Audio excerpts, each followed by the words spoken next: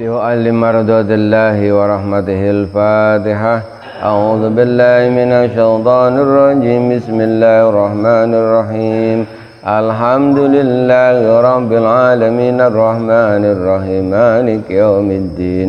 إياك نعبد وإياك نستعين. اهدنا الصراط المستقيم صراط الذين أنعمت عليهم غير المغضوب عليهم ولا الضالين. رب اغفر لي ولوالدي وللمؤمنين آمين. كلام قديم لا يمل سماؤه تنزه عن قولي وفعلي ونية به أستفي من كل داء ونوره دليل لقلبي عند جهلي وحيرتي. فيا ربي متعني بسر حروفه ونوّر به قلبي وسمعي ومقلتي وسهل علي حفظه ثم درسه بجاه النبي والآل ثم صحابتي. Al-Baqarah 266. Ayawaddu ahadukum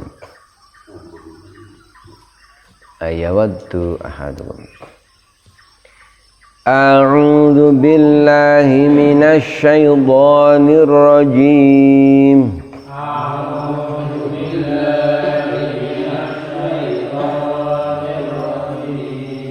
Bismillahirrahmanirrahim.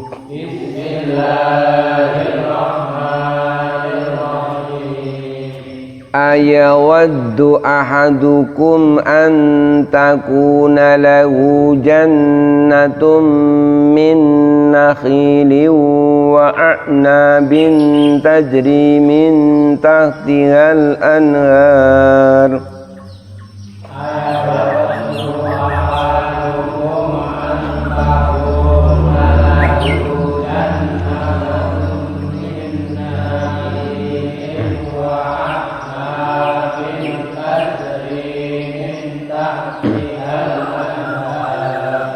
Min tahtihal anharu lahu fiha min kulli thamarati wa asabahul kibaru wa lahu dhurriyyatun du'afa.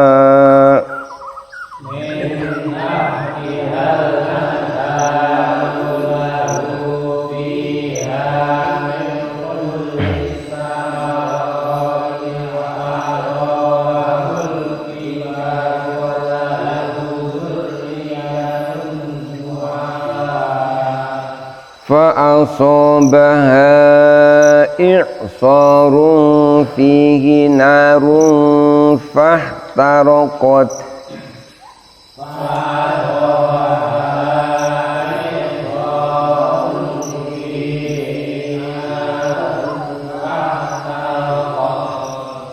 Kadzalika yubayyinullahu lakumul ayati la'allakum tatafakkarun.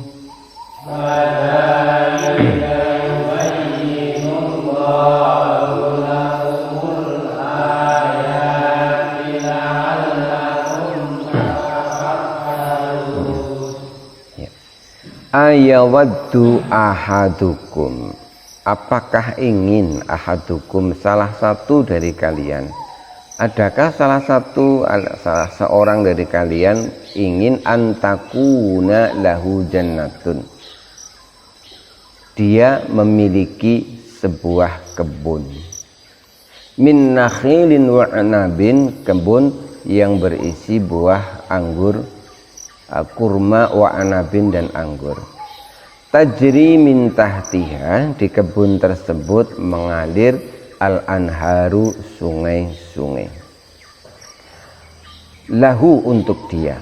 Fiha di dalam kebun itu min kulli tsamarati terdapat juga bermacam buah-buahan yang lain. Wa asabahul kibaru, selanjutnya orang tersebut usianya menjadi tua. Walahu dzurriyyatun du'afa, sementara orang tersebut yang usianya menjadi tua masih memiliki keturunan du'afa yang lemah, keturunan yang masih kecil-kecil. Fa asabaha i'sarun, selanjutnya kebun yang menjadi sumber penghasilannya itu tertimpa i'sarun, angin yang sangat keras. Fihi narun, angin yang membawa api sangat panas. Fahtarokot, maka terbakarlah kebun buahnya. Kadzalika, demikianlah yubayyinu menjelaskan Allah lakum untuk kamu sekalian al ayati ayat-ayatnya la'allakum agar kamu sekalian tatafakkarun berpikir. Ayat ini termasuk ayat yang tidak bisa kita pahami hanya sekedar melihat maknanya, karena ini sebuah perumpamaan. Maka dikisahkan Khalifah Umar bin Khattab sendiri, ini sepeninggal Rasulullah, itu kebingungan memahami ayat ini. Lalu Umar bin Khattab ini mengumpulkan sahabat-sahabat Nabi yang lain. Kemudian Umar bertanya, adakah dari kalian yang mengetahui maksud dari ayat ini? Ayawaddu ahadukum an takuna lahu jannatun ila akhirih. Adakah dari kalian yang mengetahui maksud dari ayat ini? Para sahabat menjawab, Allah yang mengetahui. Umar sampai agak marah. Jawab, tahu atau tidak, begitu kata Umar. Kemudian karena semua sahabat pada waktu itu tidak ada yang mengetahui, kebetulan di antara satu sahabat itu ada sahabat yang namanya Ibnu Abbas. Ibnu Abbas ini termasuk keponakannya Umar, masih muda, terkenal sangat cerdas, karena Ibnu Abbas ini dari kecil itu sudah biasa hadir di majelis-majelis Rasulullah, jadi rajin ngaji lah semenjak kecil. Maka kemudian ketika para sahabat yang lain yang sepuh-sepuh itu mengatakan kami tidak tahu, barulah Ibnu Abbas ini mengatakan saya tahu agak sedikit. Kenapa baru belakangan dia bilang? Karena Ibnu Abbas ini kan sangat takzim hormat kepada sahabat yang lain, jadi tidak mentang-mentang dia tahu terus dia langsung jawab. Maka kata Umar, jawablah wahai ibnu akhi, wahai anaknya saudaraku, jawablah wahai keponakanku, janganlah kau meragukan dirimu. Selanjutnya kata Ibnu Abbas, ini sahabat yang terkenal pintar itu, bahwa ayat ini berkaitan, ini adalah sebuah perumpamaan. Secara makna tadi disebutkan bahwa ada orang yang memiliki kebun anggur dan kebun kurma. Kebunnya itu sangat subur karena ada aliran airnya, ada aliran sungainya, dan menghasilkan buah-buahan yang lain. Kemudian pemilik kebun itu usianya menjadi tua, bertambah tua, sehingga dia sudah tidak bisa maksimal bekerja, sementara dia masih punya anak yang masih kecil-kecil. Tidak hanya itu, kebunnya kemudian tertimpa angin yang sangat panas sehingga kebunnya lalu terbakar. Kata Ibnu Abbas, ini adalah perumpamaan tentang orang yang dalam permulaan hidupnya itu banyak melakukan amal kebaikan.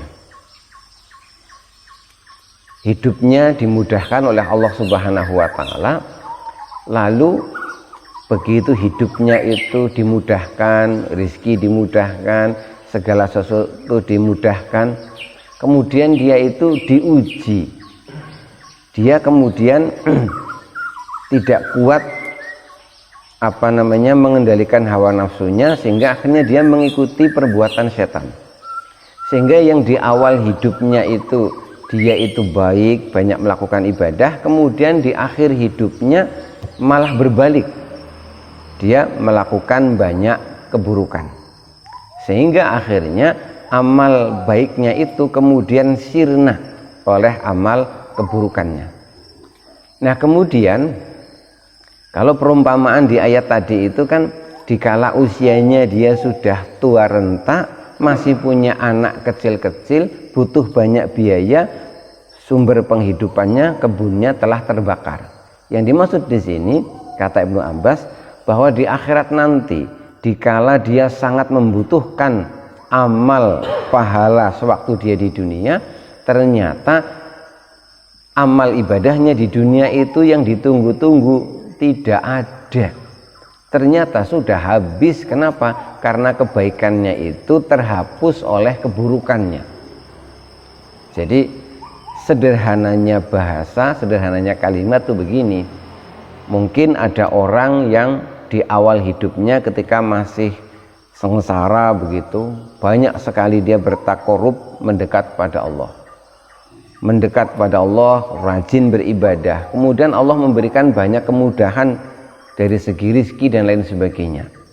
Namun kemudian begitu hidupnya di kepenake, banyak diberi kemudahan, akhirnya dia lupa, sehingga ibadahnya kemudian menurun.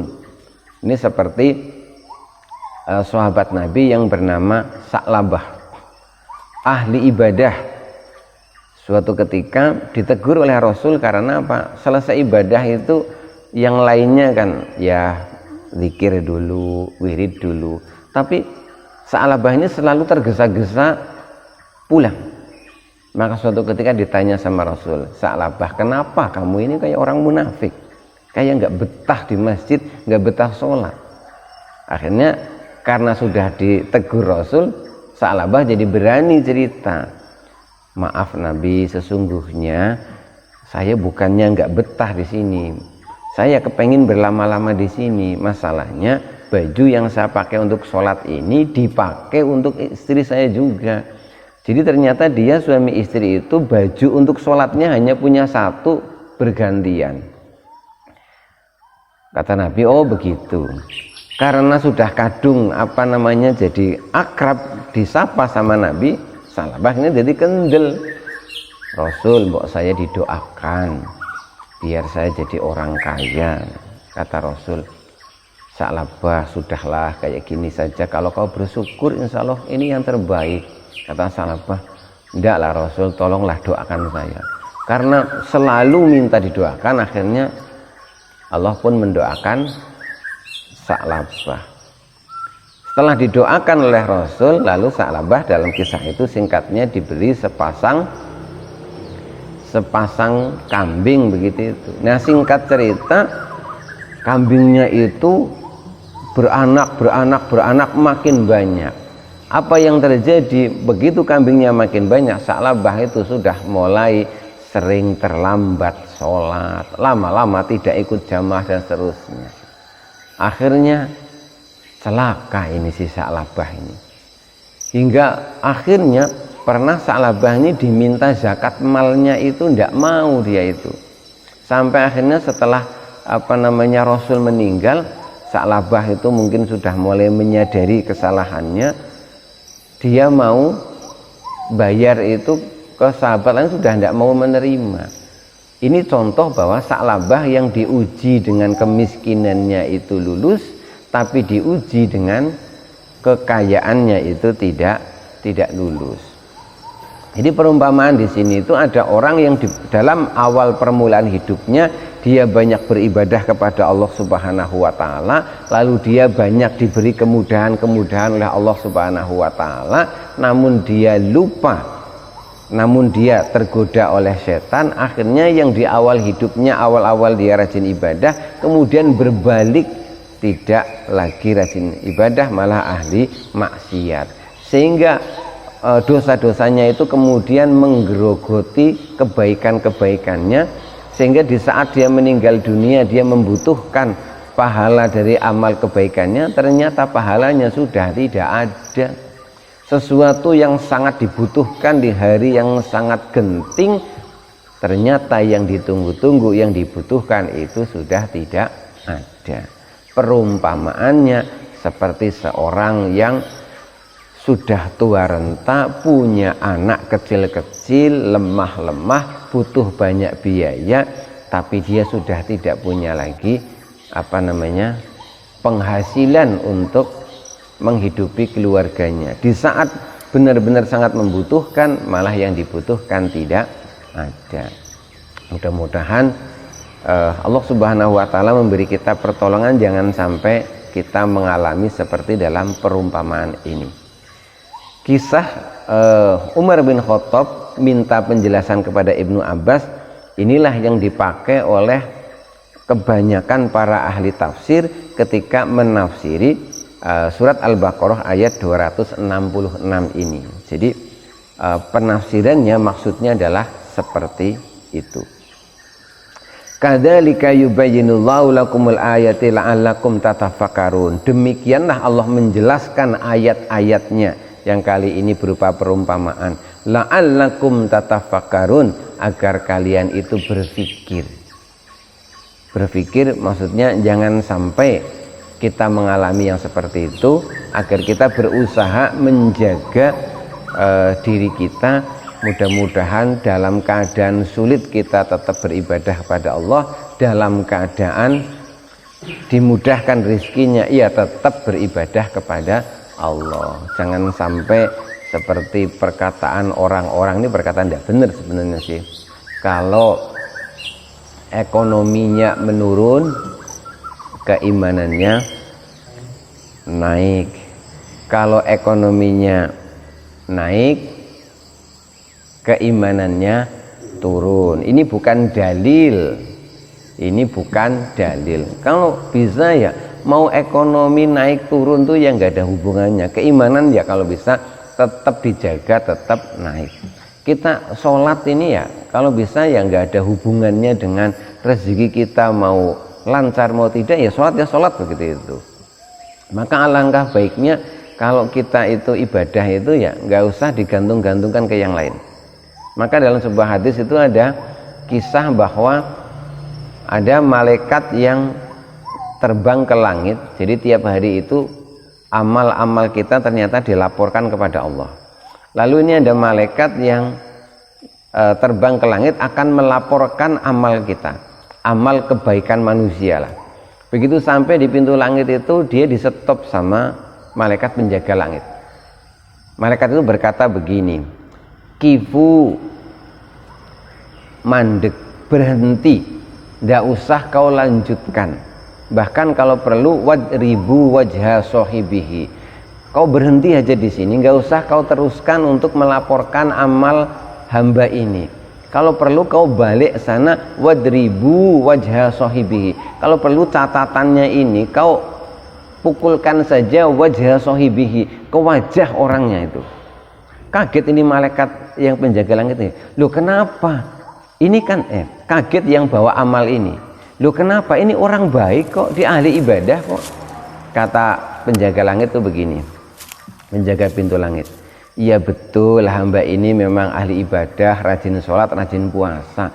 Tapi setelah ku teliti, ternyata semua itu dia niati bukan untuk Allah, untuk cari ridho Allah, tapi untuk motif-motif duniawi. Dalam agama sebenarnya ya boleh-boleh saja sih kita baca apa, kita sholat sekian rakaat begitu itu dengan niat agar kita diberi A, B, C dan seterusnya. Tetapi itu secara kualitas amal itu tidak begitu bagus untuk dilaporkan kepada Allah. Jadi kalau bisa kita ya sholat begitu itu, tidak usah diembel-embeli. Ya Allah aku sholat begini-begini agar hutangku lunas. Ya Allah aku puasa gini-gini agar gini-gini. Dah pokoknya sholat ya Allah aku sholat ini karena aku mencari ridhomu gitu itu. ya mudah-mudahan dengan aku dapat ridhomu maka urusanku dimudahkan gitu itu. Sebenarnya enggak dosa sih, enggak dosa selagi yang diminta tetap Allah Subhanahu wa taala. Tapi kata malaikat tadi itu ini enggak pantas yang amal begitu dilaporkan ke Allah Subhanahu wa taala. Jadi ada seorang hamba itu yang DP merengek-rengek kepada Allah itu bukan karena cinta kepada Allah, tapi karena cinta apa ini? Cinta makhluknya Allah gitu itu. Jadi misalnya begini, seorang anak merengek-rengek kepada orang tuanya bukan karena cinta orang tuanya, tapi cinta duitnya orang tuanya. Kira-kira bagaimana orang tuanya? Oh, ternyata kamu itu bukan karena cinta aku, ternyata kamu hanya cinta duitku. Nah ini perumpamannya ada juga seorang hamba yang seperti itu. Maka dalam beribadah alangkah baiknya sudah kita pokoknya nggak usah ada niat-niatan yang lain.